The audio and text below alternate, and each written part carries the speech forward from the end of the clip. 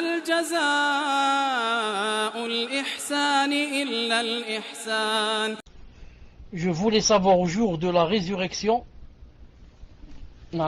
si nous serons, quand nous serons ressuscités, nous attendons le jugement dernier, prendrons-nous la taille d'Adam alayhi salam, prendrons-nous, est-ce qu'on va prendre la taille de Adam alayhi salam, prendrons-nous la taille de Adam, ou garderons-nous notre taille que nous mesurons ici-bas? Je parle bien du jugement dernier et non au paradis, qu'Allah nous compte parmi ceux-là. Inch'Allah ta'ala, vous m'entendez, musulmans? Inch'Allah ta'ala, vous m'entendez, musulmans? Non, Inch'Allah ta'ala, la réponse, c'est qu'on va garder notre taille. On va garder nos tailles. Premièrement, il n'y a pas de dalil qui dit qu'on va changer.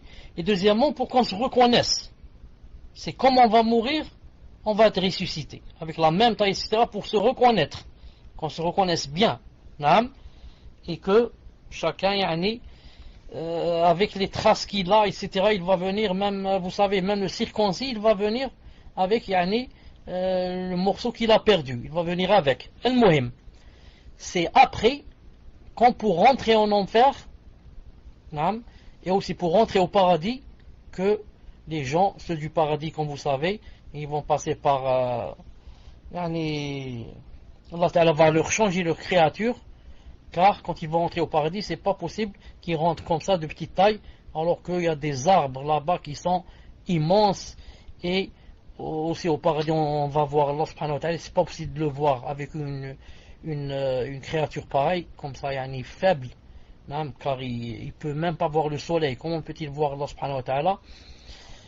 Ensuite, il y a des gens qui vont sortir d'enfer, ils vont passer par comme une fontaine, ils vont se laver là-bas aussi pour pouvoir rentrer au paradis. Et les gens d'enfer vont être beaucoup plus grands que nous si on va au paradis avec la taille d'Adam. Beaucoup, beaucoup plus grands. Comme les hadiths qu'on a cités plusieurs fois, que le kafir, juste sa dent sera comme une montagne. Et que, quand il s'assoit seulement, il va prendre 500 km. Et qu'entre son oreille et ses épaules, là je ne sais pas, 700 années de voyage ou quelque chose comme ça. Donc ils seront vraiment, vraiment, vraiment des monstres. Puisse Allah subhanahu wa ta'ala nous préserver.